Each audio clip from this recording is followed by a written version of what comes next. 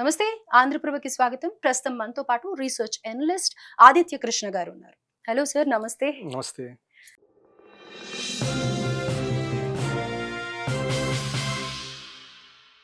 అయితే ఇప్పుడు షబాజ్ షరీఫ్ కూడా ఏమంటున్నారు, ఈ ఇప్పుడు ఈ చర్చలు సఫలీకృతం అయితే ఓకే. లేదు అని అంటే గనక మేక్ ఆర్ బ్రేక్ టాక్స్ అవుతాయి అని అనేసి చెప్తారు. అంటే ఎంతకైనా మేము తెగిస్తాము, యూఎస్ తెగిస్తుంది, మొత్తం నాశనం చేసేస్తాము అని అంటున్నారు. నిజంగా అలానే అవుతే మరి ఇండియా మీద ఉండే ప్రభావం ఏంటి?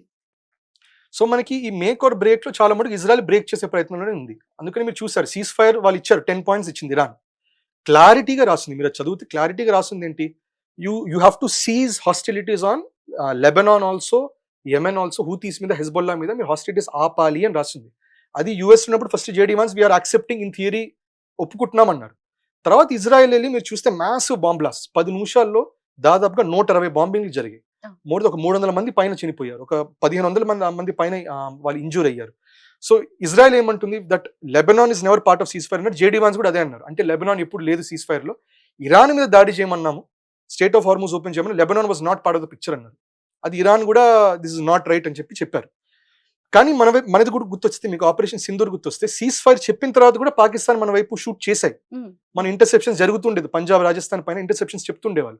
సో ఇది ఒక స్ట్రాటజీ లాగా ఏంటంటే, నెగోసియేషన్ జరిగేటప్పుడు స్ట్రాటజికల్ గా ఒకవైపు కొడుతూ ఉంటారు, అట్లా ఇంకా వైలెన్స్ చేస్తూ ఉంటారు. సో దీనివల్ల ప్రెషర్ పెరుగుతుంది. ఇన్ఫాక్ట్ ఇప్పుడు ఇరానియన్ సైడ్ కూడా మీరు చూస్తే వాళ్ళు ఏమంటున్నారంటే, వాళ్ళ ఫారిన్ మినిస్టర్ అబ్బాస్ అరక్చి ఆయన ఒక ఫ్లైట్ కాదు 3 ఫ్లైట్లు వచ్చాయి. Identical looking flights, exact similar flights 3 వచ్చాయి. ఏ ఫ్లైట్ లో ఉన్నారో తెలియదు. ఫైనల్ గా ఒక ఫ్లైట్ లో ఆయన వచ్చారు. సో అంటే వాళ్ళకి నమ్మకం కలగలేదు. మేము వస్తుంటే, పాకిస్తాన్కి వస్తుంటే మా సేఫ్టీ ఎండేంజర్డ్ ఉంది అని వాళ్ళు నమ్మల. ఇంకోటి ఏమంటారు, జేడీ వాన్స్ కూడా పాకిస్తాన్ మీద నమ్మకం లేదంటారు. సో అందుకని ఆయన కూడా F-16s అన్ని పాకిస్తాన్ చెప్పారు, మీరు F-16s పంపించండి, మాకు ప్రొటెక్షన్ కావాలని చెప్పారు. ఆ ప్రొటెక్షన్ తోనే జేడీ వాన్స్ కూడా ల్యాండ్ అయ్యారు. ఇంకోటి ఏమంటున్నారంటే, ఇరాన్ కూడా చాలా స్పష్టంగా అన్నమాట, we will only negotiate with JD Vance. మాకు ట్రంప్ వద్దు. ఎందుకంటే ట్రంప్ ఇవాళ కూడా అంటాడు, రేపు ఇంకోటి అంటాడు. సో మాకు JD Vance. And JD Vance ఎందుకు అన్నారు కూడా గుర్తుపెట్టుకోవాలి. ఎందుకు గుర్తుపెట్టుకోవాలంటే, యుఎస్ ఇంటర్నల్ పాలిటిక్స్ ఒకటి ఉంది. ఆ పొలిటిక్స్ ఏం చేస్తున్నది, డొనాల్డ్ ట్రంప్ ఏ రోజు ఎఫ్ వర్డ్ వాడాడు, ఏ రోజు మీనింగ్ఫుల్ వర్డ్స్ చెప్పడం, బూతులు వాడటం, వాళ్ళ army chief of army staff ఆయన తీసేయటం, ఇవన్నీ చేసినప్పటి నుంచి అక్కడ లోకల్ గా ప్రెషర్ వస్తున్నది. 25th అమెండ్మెంట్ మనం పెట్టాలి. 25th అమెండ్మెంట్ మనం ఎట్లా కూడా ఎన్ఫోర్స్ చేయాలి. 25th అమెండ్మెంట్ ఏమంటుందంటే, నీ ప్రెసిడెంట్ కి హెల్త్ బాగాలేకపోయినా, చనిపోయినా, లేకపోతే మెంటల్ గా సేన్ లేకపోయినా కూడా majority of the Congress 25th amendment అని చెప్తే ప్రెసిడెంట్ పక్కన పడేసి వైస్ ప్రెసిడెంట్ అప్పుడు ప్రెసిడెంట్ రోల్లోకి వస్తారు. వైస్ ప్రెసిడెంట్ ఎవరు, జేడీ వాన్స్. ఎసెన్షియల్లీ ఏం మారదు. Because end of the day మళ్ళా ట్రంప్ వాళ్ళ కుటుంబ సభ్యులే ఉన్నారు చుట్టూతా. బారెన్ ట్రంప్ అయినా, లేకపోతే జారెడ్ కుష్నర్ అయినా, అతను సన్నిన్లోనే, అతను పిల్లలే, వీళ్ళే ఉన్నారు. But end of the day JD Vance is seen as more reasonable. So Iran కూడా ఎట్లా అంది, జేడీ వాన్స్ తో కాదు. ఎందుకంటే ఇప్పుడు ట్రంప్ తో నెగోషియేట్ చేస్తాను, 25th అమెండ్మెంట్ ట్రంప్ తో పక్కన పడేస్తారు. అప్పుడు జేడీ వాన్స్ అది నువ్వు ట్రంప్ తో మాట్లాడుకోండి, నేను చెప్పిన విషయం కాదు కదా అంటారు. సో ఈ కన్సర్న్ కూడా ఉండొచ్చు. సో దానివల్ల they said only with JD Vance. ఇప్పుడు ఇది బ్రేక్ అవడం అంటే ఇప్పుడు ఇజ్రాయెల్ మీద డిపెండ్ అవుతుంది. ఇజ్రాయెల్ చాలా ఫోర్స్ఫుల్ గా, ఇన్ఫాక్ట్ మీరు చూస్తే ఇప్పుడు ఎప్స్టైన్ ఫైల్స్ మళ్ళీ రీస్టార్ట్ అయింది యుఎస్ లో. ట్రంప్ ఇనిషియల్ గా హెసిటేట్ చేశాడు వార్ కి. In fact US army didn't want war with Iran అంటూనే, ఎందుకంటే వార్కి వెళ్ళాల. ఎప్స్టైన్ ఫైల్స్ రిలీజ్ అయిన మరుక్షణం సరే లెట్స్ గో ఫర్ వార్ అన్నారు. ఎప్స్టైన్ ఫైల్స్ సైడ్ లైన్ అయింది. ఇప్పుడు వార్ సీజ్ ఫైర్ అని మళ్ళీ ఎప్స్టైన్ ఫైల్స్ పైకి వస్తుంది. ఎందుకు వస్తుంది ఎవరికి అర్థం అవ్వట్లేదు. మెలానియా ట్రంప్ కూడా వెళ్ళి సడన్ గా అవుట్ ఆఫ్ ద బ్లూ, అసలు సంబంధం లేకుండా వెళ్ళి, అసలు నేను ఎప్స్టైన్ ఫైల్స్ ఎక్కడ లేను, నాకు ఎప్స్టైన్ తో సంబంధమే లేదని చెప్పి ఆమె స్టేట్మెంట్ ఇచ్చింది. అంటే మధ్యలో ఒకసారి ఎప్స్టైన్ ఫైల్స్ ని దాని మీద నుంచి కాన్సన్ట్రేషన్ తప్పించడానికి, డైవర్ట్ చేయడానికే ఈ యుద్ధం స్టార్ట్ చేశారు అనేది కూడా అన్నారు. అది డైవర్షన్ కాకపోవచ్చు అండి, అది మేజర్ గా it was a blackmail. That Epstein files లో ఇవాళ డెమోక్రాట్స్ మీద మేము బిల్ క్లింటన్ మీద రిలీజ్ చేస్తాం, హిల్లరీ క్లింటన్ మీద రిలీజ్ చేస్తాం, రేపు అవసరమైతే నీ మీద రిలీజ్ చేస్తాం, జాగ్రత్త. ఎందుకంటే మీరు గమనించండి, 6 లక్షల డాక్యుమెంట్స్ ఉన్నాయి.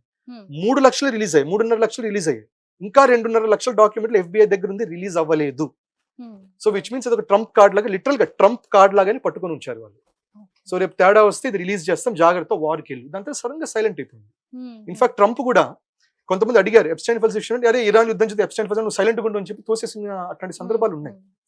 So essentially in a way Epstein file, అందుకని అంటారు ఆపరేషన్ ఎపిక్ ఫ్యూరీ. సో కొంతమంది ఏమంటారు, ఆ ఈఎఫ్ ఎపిక్ ఫ్యూరీ కాదు, ఆ ఈఎఫ్ ఎప్స్టైన్ ఫైల్స్ అక్కడ, దానికోసం ఇది ఆపరేషన్ కొంతమంది చాలా ఓపెన్ గా అంటున్నారు, which could be possible also. So ఇప్పుడు మళ్ళీ ఎప్స్టైన్ ఫైల్స్ పైకి వస్తుంది, విచ్ ఎసెన్షియల్లీ మీన్స్ ఒక ప్రెషర్ టాక్టిక్ అవ్వచ్చు డొమెస్టిక్ గా. అక్కడ డీప్ స్టేట్ ఉంటుంది యుఎస్ లో. డీప్ స్టేట్ కూడా ప్రస్తుతానికి చాలా మటుకు జూయిష్ లాబీని కంట్రోల్ చేస్తుంటుంది.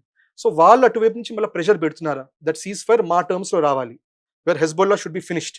ఇప్పుడు ఇజ్రాయెల్ అనేది అదే, వాళ్ళు యురేనియం ఉండకూడదు, రెజిమ్ చేంజ్ కావాలి, హెజ్బొల్లా, హూతీస్, హమస్ కంప్లీట్ గా ఫినిష్ అయిపోవాలి, ఆర్మమెంట్ జరగకూడదు అనేది వాళ్ళ పాయింట్. ఎగ్జాక్ట్ ఆపోజిట్ ఇరాన్ చెప్తుంది. సో ఇవన్నీ జరుగుతున్నాయి. ఇప్పుడు ఇదంతా ఓవరాల్ విఫలం అవడం అంటే ఇప్పుడు ఇజ్రాయెల్ వెళ్ళి మళ్ళీ వార్ మోడ్ లోకి వెళ్తే విఫలం అవుతుంది. విఫలం అయితే మనకుండే మేజర్ ఇష్యూ ఏంటి? మనకుండే ఇష్యూ ఆయిల్ అండ్ గ్యాస్, మనకి ఎనర్జీ బేసిస్ మీద ఇష్యూ అవుతుంది. న్యూక్లియర్ లెవెల్ వెళ్ళదు. న్యూక్లియర్ వెళ్ళినా కూడా యుఎస్ న్యూక్లియర్ అటాక్ చేయకపోవచ్చు, ఇజ్రాయెల్ చేయొచ్చు, US will not. Iran most likely వాళ్ళు అంత 100% ఎండ్రిచ్ జరగల, చేయాలనుకుంటే చేయొచ్చు, వాళ్ళు 2 weeks లో చేసేయచ్చు. It's not a problem. 2 weeks లో దే క్యాన్ ఎండ్రిచ్ ఇట్. కానీ ఇంటెలిజెన్స్ వచ్చేస్తుంది, వాళ్ళ ఎంరిచ్మెంట్ జరిగే లోపలే వాళ్ళ మీద అటాక్ జరుగుతుంది. So that will anyway happen. So Israel can attack Iran, Iran attacking Israel చాలా ఆడ్స్ చాలా తక్కువ ఉన్నాయి. ఇన్ఫాక్ట్ కొంతమంది అనటం Russia also does not want Israel to be nuked. అయితే ఇప్పుడు ఇదే ఇంత మళ్ళీ ఎస్కలేట్ అవుతే గనుక ఇరాన్ ఏవైతే టార్గెట్స్ చెప్పిందో దాని మీద అటాక్ చేస్తుండొచ్చు అని అంటారా? టార్గెట్స్ అంటే మేజర్గా ఇరాన్ చెప్పింది అంటే మిలిటరీ బేసిస్ మీద అటాక్ చేస్తాం, అది చేస్తూనే ఉంది. రెండోది అండి, మీరు మా సివిలియన్ ఇన్ఫ్రా మీద కొడితే మేము తిరిగి కొడతాం, మీ డీసాలినేషన్ ప్లాంట్ మీద కొడతాం, ఇవన్నీ కొడతాం. మీది అంటే ఇజ్రాయెల్ కాదు, వెస్ట్ ఏషియాలో అందరి మీద ఇవి చెప్తుంది. మీరు మా న్యూక్లియర్ బేస్ని కొడితే మేము కూడా మీ న్యూక్లియర్ బేస్ని కొడతాం. ఇన్ఫాక్ట్ అది ఆ డైమోన్ న్యూక్లియర్ రియాక్టర్ మీద కుట్టారని అంటున్నారు Israel. The moment they were attacking Isfahan and Natanz అటు కుట్టారని అంటున్నారు. సో ఓవరాల్ ఇది జరుగుతున్నాయి, తూతూనే జరుగుతున్నాయి. మనకు వచ్చే లాస్ ఏమవుతుందంటే మనకి స్ట్రేట్ ఆఫ్ హార్మోస్ బ్లాక్ ఉన్నంత సేపు మనకి ఎప్పుడైనా ఒక థ్రెట్టే అది. ప్రస్తుతానికి ఇరాన్ ఇస్ అలవింగ్, మనకి డిప్లొమాటిక్ గా మంచి రిలేషన్స్ ఉన్నాయి. భారత్ మీడియేట్ చేయకపోయినా కూడా ఇన్ పబ్లిక్ బ్యాక్ ఛానల్ చాలా మీడియేషన్స్ జరుగుతున్నాయి. ఇరాన్ తో చాలా కాన్వర్సేషన్ జరుగుతున్నాయి, యుఎస్ తోనే జరుగుతున్నది. సో మనం న్యాచురల్గా ఏంటంటే మనకి అందుకని స్టేట్ ఆఫ్ హార్మోస్ ప్రస్తుతానికి వస్తున్నాయి, ఆయిల్ అండ్ గ్యాస్ వస్తుంది. బట్ వార్ ఇంకా ఇంటెన్సిఫై అయితే ఇంకా ఎక్కువ మైన్స్ పెడతారు అక్కడ. అండర్ వాటర్ మైన్స్ పెట్టేస్తే అప్పుడు ఇన్సూరెన్స్ ఇవ్వదు షిప్స్ కి, అప్పుడు షిప్స్ అటు దాటవు. ఇక్కడ స్టేట్ ఆఫ్ హార్మోస్ ఆపింది ఇరాన్ కాదు, స్టేట్ ఆఫ్ హార్మోస్ ఆపింది యూరోపియన్ ఇన్సూరర్స్ ఆపారు. అక్కడ మైన్స్ ఉన్నాయి, డ్యామేజ్ అయితే మేము ఇన్సూరెన్స్ తిరిగి ఇవ్వమని చెప్పడం వల్ల షిప్స్ ఆగిపోయింది. సో ఎసెన్షియల్లీ మనకుండే ఇష్యూ అది అవుతుంది, మనకి ఎనర్జీ క్రైసిస్ అనేది అవుతుంది. దీనికి ఆఫ్ కోర్స్ రీసెంట్ గా ఒక మేజర్ థింగ్ మనం చేయబోతున్నాం, విచ్ ఇస్ మనకి న్యూక్లియర్ పవర్ ప్లాంట్ కూడా 3 స్టేజ్ న్యూక్లియర్ పవర్ ప్లాంట్ అని హోమీ జహాంగీర్ బాబాది మన స్టేజ్ 2 లో ఉన్నాం. ఇంకో 20-30 years స్టేజ్ 3 దాటుతుంది, ప్రొవైడెడ్ సిఐఏ ఐఎస్ఐ వీళ్ళందరూ కెలక్కుండా ఉంటే దాటుతుంది. అప్పుడు ఇంకా మనకి we don't really need supplies from anywhere. మన థోరియం వాడుకొని మనకి 700 to 800 years worth of energy మన దగ్గర ఇంటర్నల్ గా ఉంది. కానీ ఇదే కదా latest news. Correct. So it's all interrelated. చూడండి, ఇది మనం అన్ని విడివిడిగా అనుకుంటాం, ఇట్స్ ఆల్ ఇంటర్ రిలేటెడ్. ఆ థోరియం రిజర్వ్స్ అన్లాక్ అయిన మరుక్షణం మనకి we're not that dependent on state of హార్మోస్. అయితే ఫర్టిలైజర్ కోసము కొంచెం బేసిక్ ఆయిల్ అండ్ గ్యాస్ వాటి కోసం ఫర్టిలైజర్స్, మేజర్ ఫర్టిలైజర్ దానికోసం అవసరం ఉంటుంది. కార్స్ అన్ని ఈవీలోకి మార్చేస్తారు, మన ట్రైన్స్ ఇవన్నీ ఈవీలోకి మార్చేస్తారు. మార్చేసిన తర్వాత మనం థోరియం రియాక్టర్స్ పవర్ చేసుకుంటాం దేశం మొత్తం. కానీ ఈ 20-30 years మనకి we are still dependent on state of Hormuz, we are still dependent on Russia నుంచి ఆయిల్ రావాలంటే మనకి చాబహార్ పోర్ట్ మీదనే వస్తుంది. ఎందుకంటే గ్వదర్లో యుఎస్ టెల్స్ పాకిస్తాన్ ఇవ్వవాక భారత్ కానీ, చైనా కూడా చెప్తుంది గ్వదర్ యాక్సెస్ ఇవ్వకండి. సో చాబహార్ మనం డెవలప్ చేసుకుంటున్నాం. ఇరాన్ లో వార్ ఉన్నంతసేపు చాబహార్ లో కూడా కొన్ని ఇష్యూస్ ఉన్నాయి మనకి. ఇన్ఫాక్ట్ చాబహార్ లో ఈ రోజు కూడా మనం ట్రేడ్ చేస్తున్నాం వార్ ఉన్నా కూడా, ఎందుకంటే యుఎస్ మనకు ఒక వేవర్ ఇచ్చింది దట్ భారత్ కావాలంటే మీరు ట్రేడ్ చేసుకోవచ్చు మీరు చాబహార్ తో, కానీ April 2026 లో ఎండ్ అవుతుంది అన్నారు. సో మే నుంచి మనకు తెలియదు చాబహార్ యాక్సెస్ ఉంటుందో లేదో మనకు తెలియదు. బట్ అందుకనే there is a possibility that పిఓజేకి అటాక్ మోడ్ లోకి వెళ్ళే ఛాన్సెస్ ఉంటాయి మనకి. పిఓజేకి అటాక్ చేస్తే ఏమవుతుందంటే అప్పుడు మనకి రష్యా నుంచి డైరెక్ట్ ఆయిల్ మనకి లైన్ వచ్చేస్తుంది.